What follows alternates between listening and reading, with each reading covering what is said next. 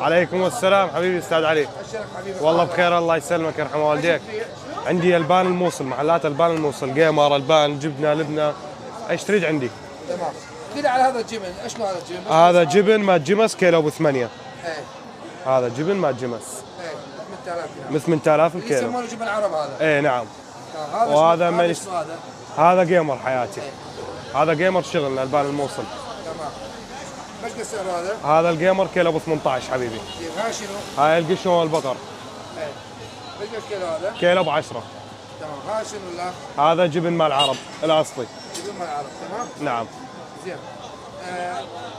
هاي الاسعار مال اليوم؟ اسعار مال اليوم نعم حبيبي. تمام.